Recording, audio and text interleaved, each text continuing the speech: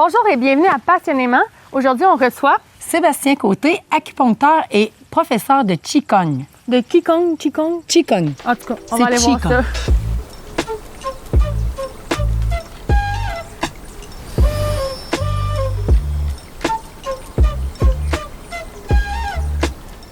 Bon matin, Sébastien. Je suis contente de te voir. Bon matin, Christine. C'est un plaisir d'être ici ce matin avec vous. Allô, Molly? Salut. Hey, merci d'être avec nous ce matin, Sébastien. Puis, Molly et moi, on se demandait, avant que tu arrives, Molly a dit, hey, moi, là, maman, là, je sais pas c'est quoi le Qigong. Tu sais, je me demande vraiment qu'est-ce qu'on fait dans le Qigong. Fait qu'elle a dit, devant les caméras, qu'est-ce que je vais devoir faire? J'ai pas trop de souplesse, etc. Ça m'a bien fait rire. Fait que je te cède la parole. On veut savoir, c'est quoi ça, le Qigong? Mais c'est une belle question, puis on commence avec ça pour présenter. Dans le fond, c'est vraiment accessible à tout le monde, le Qigong. Je vais expliquer un petit peu c'est quoi, mais juste pour dire, pour enlever du stress, que c'est tout doux, c'est en douceur, ça ne demande pas de prouesse artistique. Je pense que c'est accessible aux enfants de 5 ans jusqu'à 90 ans, et on s'adapte en fonction des participants aussi. Fait qu'il n'y a pas de souci à se faire. Puis juste aussi c'est toujours mon point de départ. Des fois, les gens m'appellent ou ils me demandent qu'est-ce que tu fais ou c'est quoi du Qigong, ou ils savent pas trop comment le prononcer parce que j'ai apporté mon petit papier. On prononce ça Qigong, mais dans le fond, ça s'écrit Qigong, mais on le prononce Qigong. Fait que c'est la première chose qui mélange un peu toutes les gens, c'est comment le prononcer. Fait que déjà là, on va le prononcer comme du monde, Qigong, mais vous l'avez bien fait, mais ça s'écrit comme ceci. Puis dans le fond, pourquoi ça s'écrit comme ceci? J'ai mis les pictogrammes chinois ici, parce que ça vient de la Chine. Le Qigong, c'est un art interne de la Chine qui fait partie de la médecine traditionnelle chinoise aussi. On dit que ça remonte à plus de 5000 ans. Ils ont découvert des fresques là, dans des tombeaux de petits bonhommes, des petits personnages dessinés qui font des exercices de Qigong. Fait que c'est plus de 5000 ans, peut-être plus, on ne sait pas, mais les premières traces remontent à ça. Le Qigong part toujours de la respiration. C'est notre respiration qui mobilise le Qi, qui le fait circuler. C'est pour ça qu'on va le traduire dans les textes traditionnels par le souffle. Okay. Un souffle de vie. Si on respire pas, le Qi circule pas. Et quand ça circule pas, c'est plus du Qi. Donc, c'est quelque chose qui est toujours en mouvement. Puis c'est intéressant aussi parce que tu parlais de Qi et de Qit. Ça nous ramène à la base de la médecine chinoise, qui est le yin et le yang, qui est deux compléments. Fait qu'un va pas sans l'autre. On rentrera pas dans toute la théorie du yin et du yang, mais effectivement, c'est un deux compléments, féminin-masculin ou yin-yang, qui est le point de départ de l'énergie. C'est vraiment bon. C'est magnifique, c'est ça. Puis moi, ça m'a toujours fait rire, tu sais, quand Maïa nous appelait comme ça. Puis je me disais, oui, pour elle, ça venait de Kung Fu Panda, c'est sûr, mais en même temps, comme le Qi, c'est l'énergie vitale que moi, je croyais être, tu sais, l'énergie vitale, j'étais là. C'est beau parce que un homme, ses parents, d'énergie vitale, puis c'est nous qui avons donné la vie. Moi, je faisais comme tout ce parallèle-là. Là. Je trouvais ça quand même assez beau. Ben oui. Il y a aussi le fait que c'est parti de petite mom, petit pop, puis là, à un moment donné, dans Kung Fu Panda, puis là, mon père, il niaisait tout le temps avec le Qi, puis là, le skadouche, là. Le skadouche, puis tout. Fait que là, ça s'est comme transformé. Le Qi, c'est devenu Qi. Puis là, c'est ça. Le Qi, la Qit. Ouais. Ah oui, hein? Ouais. Puis les petits squadouches aussi, je me souviens pas comment est-ce qu'ils donnaient ça, mais les petites passes. Il y a quelque chose de fascinant, oui, parce qu'on dit que les grands maîtres de Qigong pouvaient terrasser un adversaire sans lui toucher. Ouais, c'est ça. Éventuellement, il y a quelque chose qui dépasse le rationnel ou qui dépasse on n'est pas dans c'est pas un entraînement physique qu'on fait en Kung Fu. Hein. Ceux qui s'entraînent. Je prends le Kung Fu parce qu'il y a eu beaucoup de films là-dessus. Et c'est peut-être, mais le Qigong, c'est vraiment tout en douceur. Mais le Kung Fu, on a souvent vu des films, on peut le visualiser. Ils n'entraînent pas leurs muscles. C'est pas la force physique qu'on utilise, c'est la force énergétique qui vient de deux aspects. C'est la force de notre volonté, de notre conscience, de notre présence d'esprit et de la respiration. Ce qui fait que dans les combats, ils sont toujours calmes, la respiration contrôlée et les gestes très précis, mais c'est le souffle, donc notre respiration et notre conscience ou notre esprit qui va guider le mouvement. Et quand l'énergie est là, puis la conscience est forte, il n'y a rien qui va arrêter le mouvement. Mais toi, Sébastien, tu l'enseignes ici à Victoriaville. Oui. Fait que, tu sais, moi, j'aime ça quand tu parles de dire les gens, il y a tout âge, les gens, ça leur permet de bien vieillir, etc., tu sais. Des fois, il y a des personnes qui sont un petit peu plus âgées, puis là, ils disent, ben là, moi, je suis à ma retraite, tout ça, j'ai jamais eu tant fait d'exercice physique. Fait que là, je sais pas par où commencer, puis je voudrais comme peut-être m'occuper ou faire quelque chose, mais je me sens pas apte physiquement à aller faire sais, Un je sais pas, un sport sport intense ou quelque chose qui va demander. Mais là, moi, ce que j'entends, c'est que c'est accessible. Même si tu n'as pas eu beaucoup d'entraînement physique auparavant, il est jamais trop tard. Non, absolument. Puis il n'y a aucune Moi, quand j'étais jeune, j'étais très dans la performance, compétition, puis souvent, j'avais fait du yoga, je me blessais ou je voulais trop. En Qigong, il n'y a aucune compétition possible. C'est vraiment des exercices de détente en douceur. Et c'est de respecter notre limite aussi. Fait qu'on se fait jamais mal. Puis même si on a des limitations, une blessure à la hanche ou au genou, bien, on peut adapter le mouvement ou tout simplement mettre un exercice des fois de côté. Mais globalement, il n'y a pas besoin de prouesse, d'équilibre ou de rien de particulier. Fait que c'est vraiment pour tout le monde. Ça va prendre combien de temps avant que ce soit une pratique que tu puisses faire toi-même à la maison? Oui. Puis, à la suite de ça, je voulais savoir aussi où est-ce qu'on pouvait te retrouver, puis Oui. comment prendre un cours avec toi. Absolument, absolument. Puis c'est une bonne question. Puis ce que ça me ramène, c'est un petit peu quand j'avais commencé mes cours de Qigong. Au début, on apprend les mouvements, puis je pensais avoir tout compris. Puis là, ça fait tellement de bien que j'avais envie de l'enseigner à tout le monde, puis de le transmettre à tout le monde. Puis mon professeur, qui était assez traditionnel à l'époque, puis d'ailleurs, il est rendu à 85 ans, puis il enseigne encore le Qigong. Fait que Claude Léger, puis le salut s'il observe, c'est lui qui va pas mal tout enseigner. Ça a été comme mon mentor. Mais tout ça pour dire, il m'avait dit, vous enseignerez pas avant 5 ans de pratique. Dans le sens que c'est important de bien ressentir comment ça travaille à l'intérieur de nous. C'est important aussi de ressentir l'énergie qui circule à l'intérieur de nous. Parce qu'au départ, l'enseignant va vous guider dans où amener votre attention pour le ressenti et on amène des visualisations énergétiques. Mais vient un temps qu'on ressent l'énergie qui circule en nous. Puis là, on fait « Oh, OK, c'est plus juste une visualisation, il se passe vraiment quelque chose. » Et quand on contacte vraiment, qu'on ressent cette énergie circuler en nous, je crois qu'on peut travailler de façon beaucoup plus autonome. Puis il y a certaines personnes qui ont un beau bagage de yoga ou d'autres choses, puis peuvent le ressentir plus rapidement.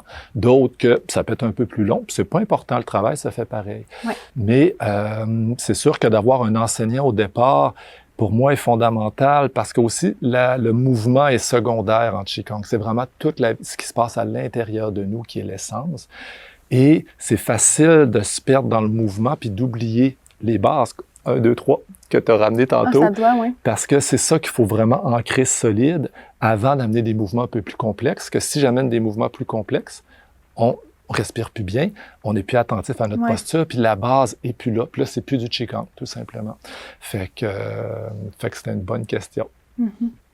Puis, où trouver Sébastien. Où trouver Sébastien, oui. Je suis acupuncteur aussi, fait que vous pouvez me trouver des fois sur, si vous faites une recherche de Sébastien côté acupuncture. Présentement, je travaille chez Home Studio comme acupuncteur et je vais recommencer des cours de débutants là, à l'automne chez Home. Là, de yoga ou de Qigong? De Qigong, oui, absolument. Okay, fait que, c'est cool. Fait que puis la façon que je travaille, c'est que je veux toujours avoir comme 2 groupes. Un groupe de personnes qui commencent justement pour prendre le temps de voir les bases au rythme de chaque personne et de bien intégrer les bases. Puis tant que les bases sont pas bien ancrées, on n'en va pas plus loin.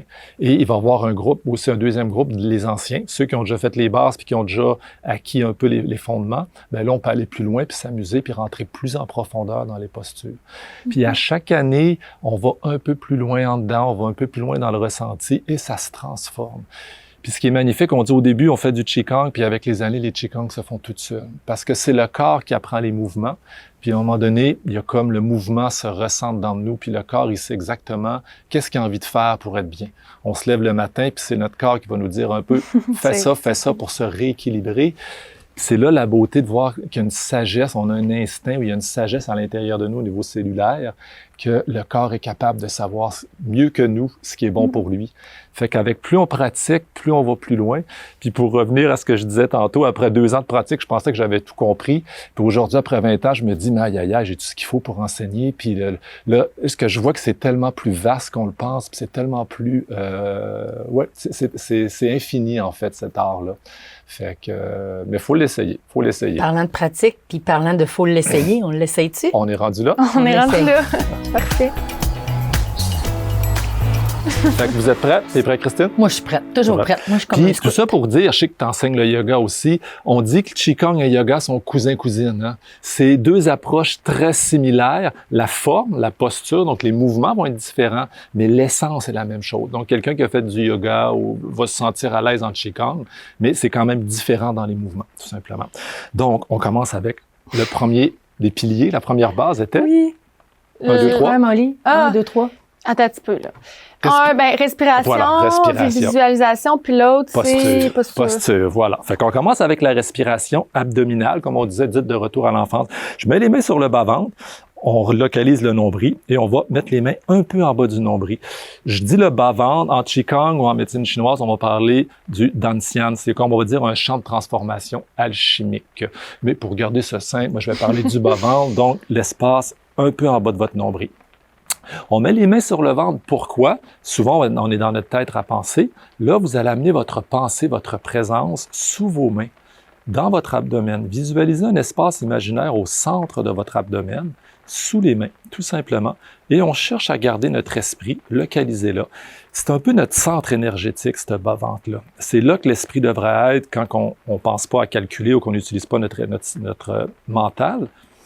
C'est notre réservoir d'énergie, c'est notre grande batterie énergétique qui est là. Respiration abdominale, vous visualisez comme un ballon imaginaire à l'intérieur de votre abdomen. On va toujours inspirer et expirer par le nez, à moins d'indications contraires. Et à l'inspire, vous visualisez comme si l'air rentrait dans votre ventre, dans le ballon imaginaire.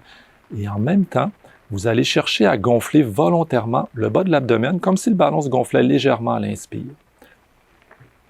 Et à l'expire, on va contracter tout doucement le bas de l'abdomen et l'anus. Pourquoi? Pour contracter en douceur le plancher pelvien.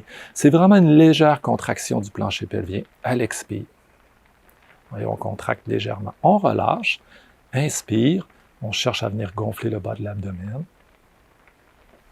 Et expire, on contracte légèrement. Donc, la difficulté, c'est que le bas-ventre, il monte. Quand on est couché, ça monte et ça descend, mais que le bas-ventre gonfle et s'aplatit, et que notre esprit reste là. Souvent, les gens vont respirer abdominal, mais plus dans le haut du ventre. Ils vont pas aller chercher de l'espace en bas du nombril. Donc, la difficulté, ça va être d'aller en bas du nombril et d'essayer de garder notre esprit là, parce que souvent, le mental, les pensées, ils reviennent, puis on repart dans d'autres choses. L'autre, la posture, on avait dit le deuxième des piliers, c'était respiration et posture. La posture de départ en Qigong, on appelle la posture des 4 points cardinaux. Donc, les jambes sont largeur des épaules, les jambes largeur des épaules ou des hanches, tout simplement.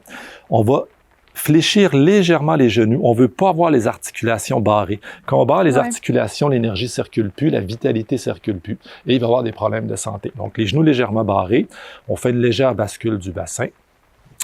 Le sommet du crâne, on visualise que comme une marionnette, une petite corde imaginaire qui va étirer le sommet du crâne vers le haut, comme si on était suspendu par un fil.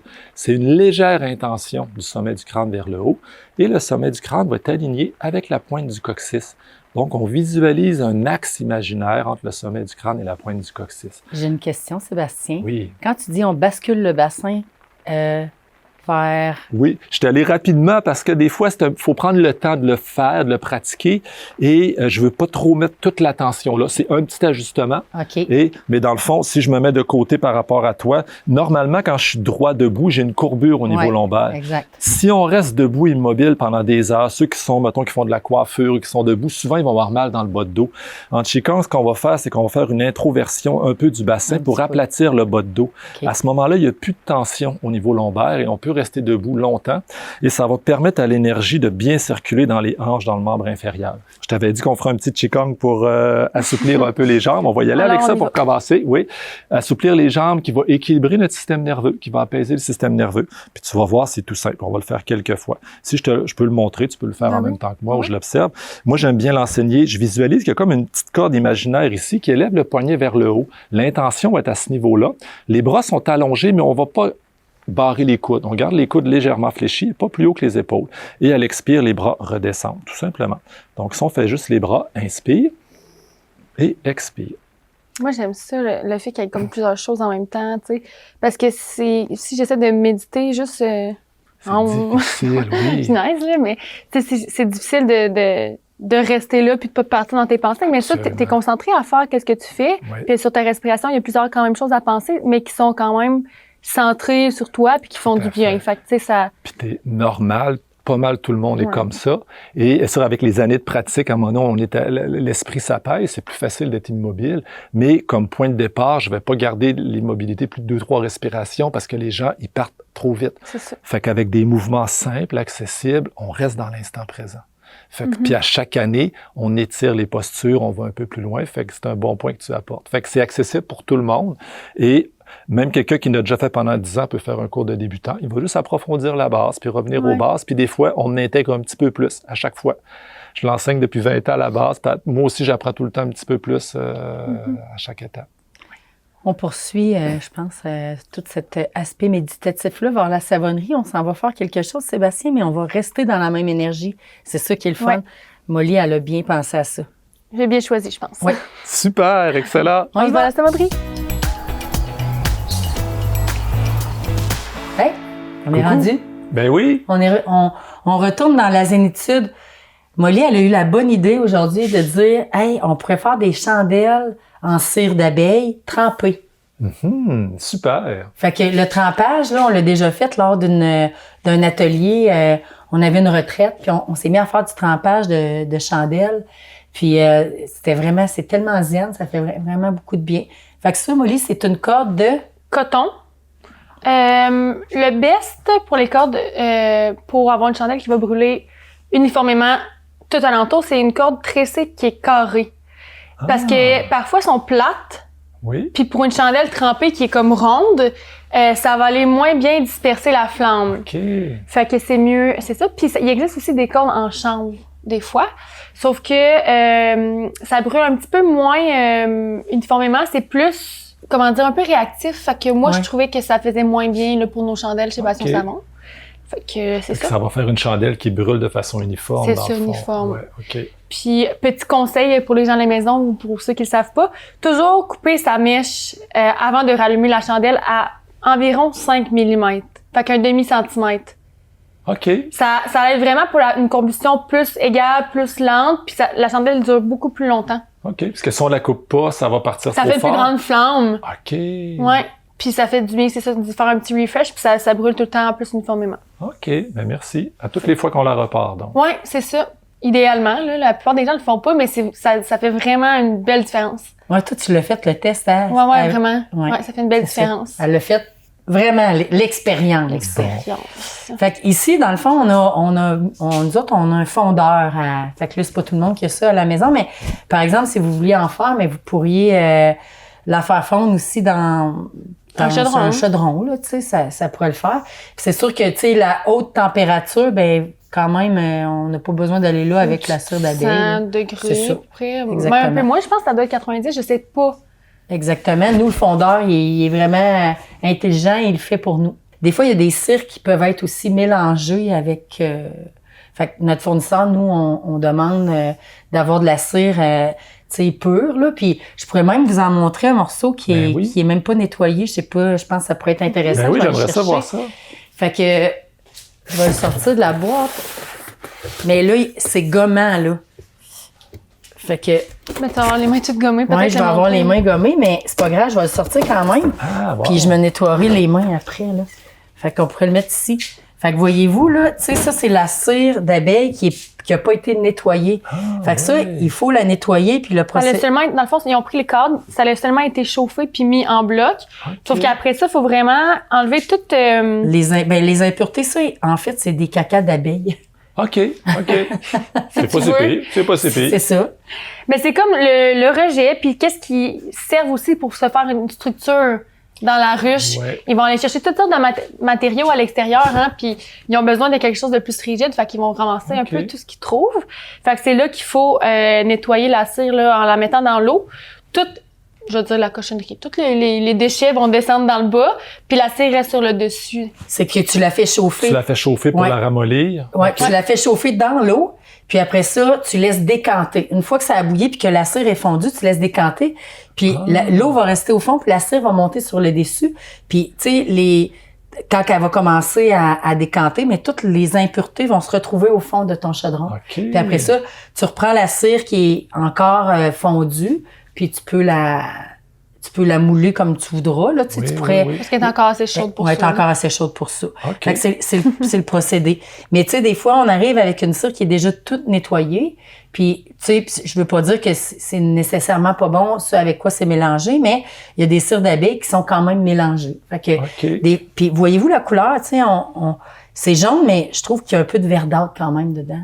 Ah ouais. Ouais, c'est particulier. Bon, Fait que moi, là, je me dis, elle va commencer à tremper sa on va se chandelle. lancer. Fait que là, premier trempage, je pense qu'on va y aller chacun notre tour. Ouais. Mais là, on s'est éloigné un petit peu, là, on s'est lancé dans notre histoire de chandelle, mais on voulait revenir un petit peu à l'effet que ça procure de faire ce genre d'activité-là. Oui. Un peu dans la méditation, dans la lenteur. Est-ce que tu as toujours eu une facilité dans la lenteur ou c'était quelque chose à travailler pour toi? Moi, j'étais un hyperactif incapable de m'asseoir avant.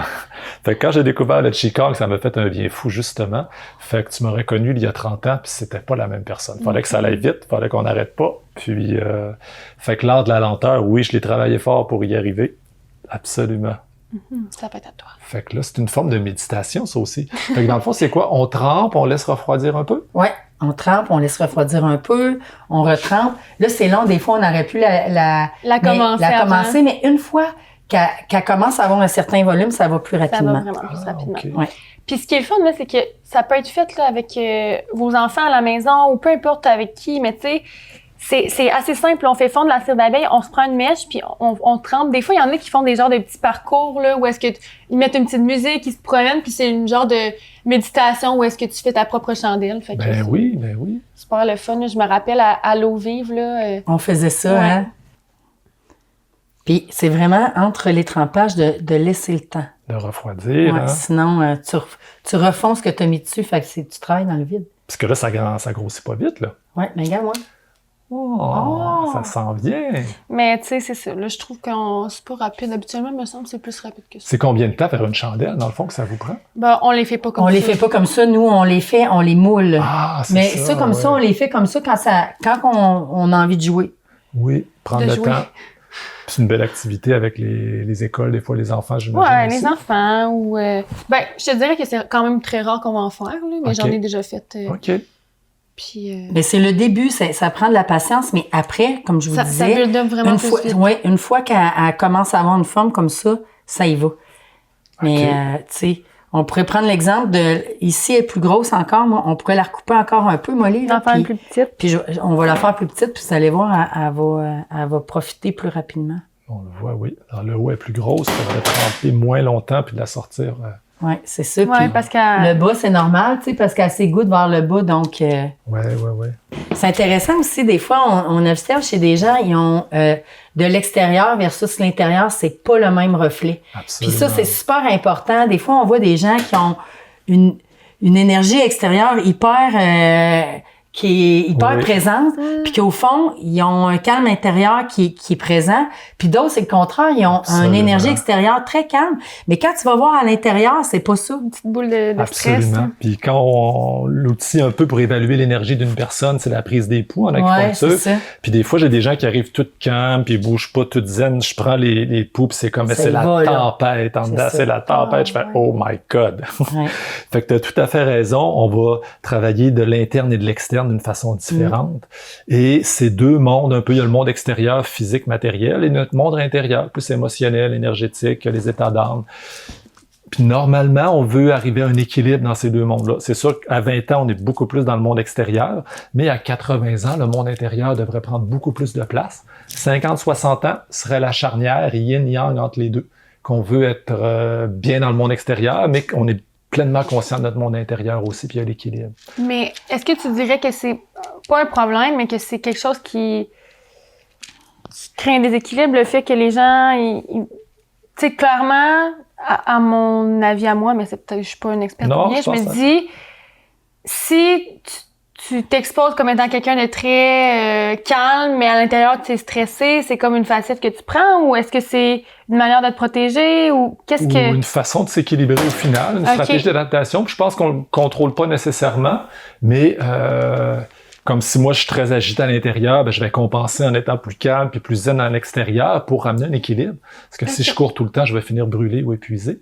Fait que c'est pas mauvais, tu sais. Non, c'est pas mauvais. Puis je pense que c'est de s'écouter au final. C'est de s'écouter. Puis, mais ce que j'allais dire avec ce que tu nommes, les Asiatiques, souvent, vont être beaucoup plus conscients de leur monde intérieur. On parle de la médecine des Tibétains qui vont dire, ben, je vais essayer d'avoir une belle vie pour que ma prochaine soit encore meilleure, ou ils pensent toujours à bien faire pour leur vie prochaine. Et, fait qu'ils ont une vision beaucoup plus intérieure de l'existence humaine.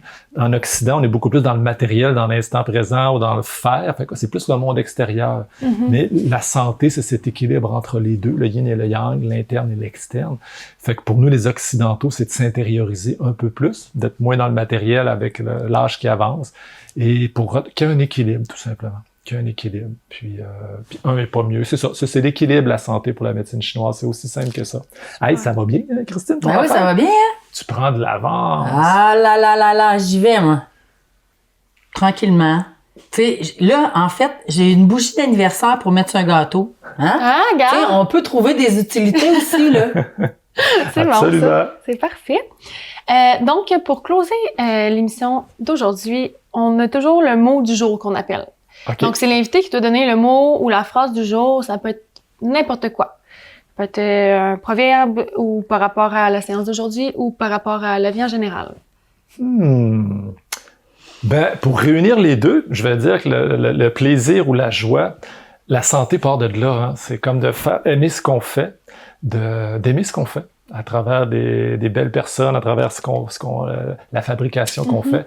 La joie, pour les médecines traditionnelles, mettons les autochtones d'ici, hein, la joie c'était la santé associée au cœur, d'aimer ce qu'on fait dans la joie va être... Puis la médecine traditionnelle chinoise dit la même chose aussi. Okay. Prendre plaisir et de s'amuser dans ce qu'on fait, je crois que c'est de là que ça part. c'est ce qu'on a fait aujourd'hui, puis même si notre chandelle est tout petite, on a eu du plaisir, fait que c'est bon pour nous au final. C'est Moi, bon, je vais vous le dire, là, je suis partante pour ça, le plaisir et la joie, moi. C'est le fun, ça. Ouais. J'embarque. Pas mal. J'embarque dans ton plan, Sébastien. Absolument. C'est pas toujours évident parce que souvent on travaille, on est efficace, on est performant, mais moi j'ai oublié de m'amuser souvent dans mon histoire, d'avoir du plaisir parce que fait que de retrouver ça. Fait que j'embarque avec toi aussi, Christine. Super. Allons-y. Yes. Bye, merci. Merci. Merci, merci.